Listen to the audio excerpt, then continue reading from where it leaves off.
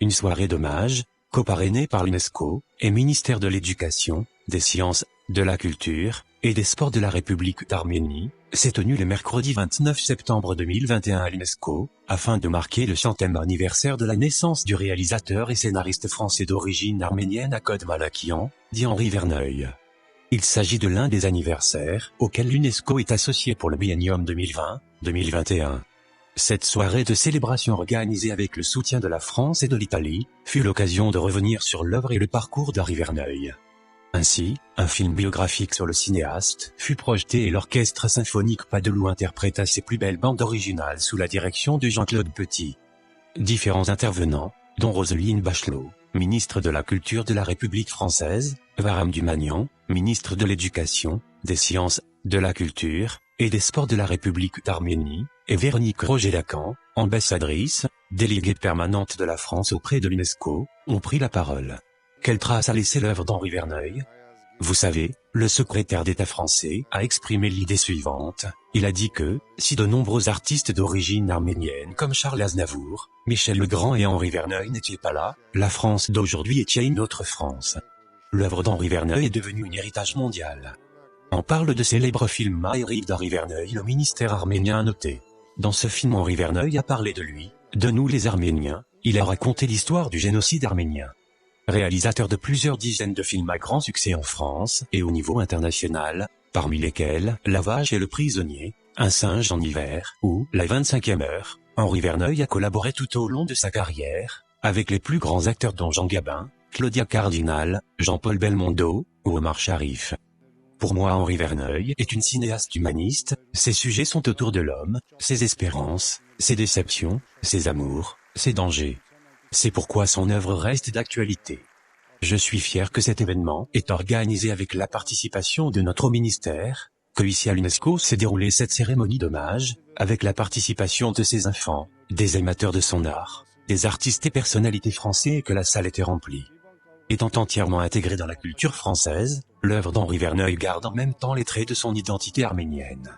Après avoir reçu en 1996 un César d'honneur pour l'ensemble de son œuvre, Henri Verneuil est élu à l'Académie française des beaux-arts en 2000.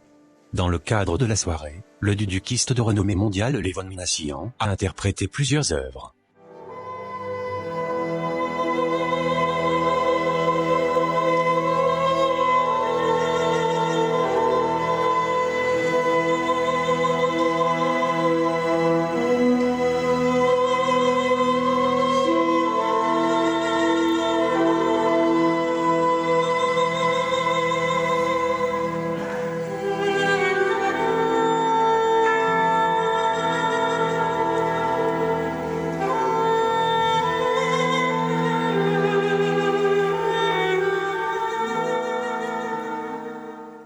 Bon, pour en revenir sur les films de Verneuil, c'est vrai que la musique a une grosse partie.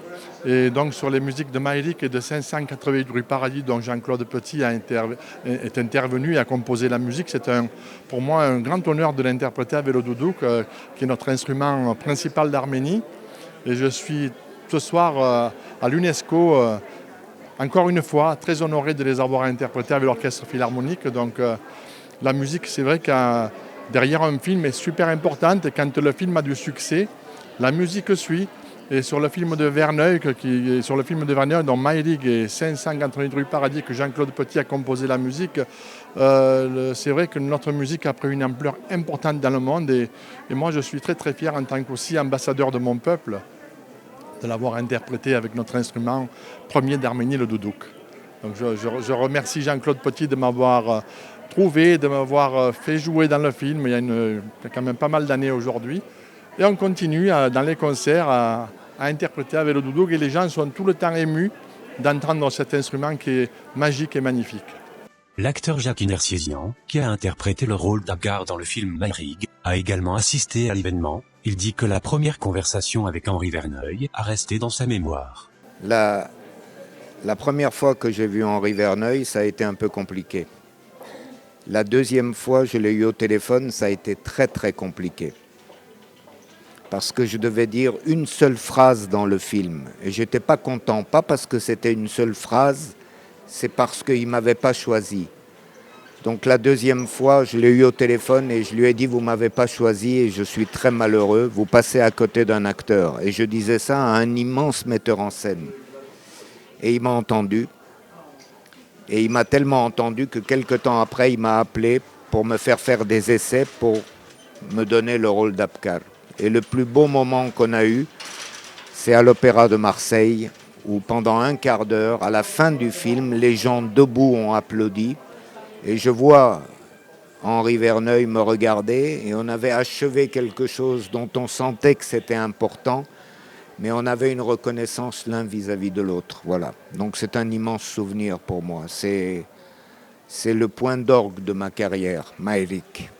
Lors de l'événement, D.L. Yaman a été interprété par Liana Alexanian. Nareta Devosian, Narek Voskanian, Arménie Info.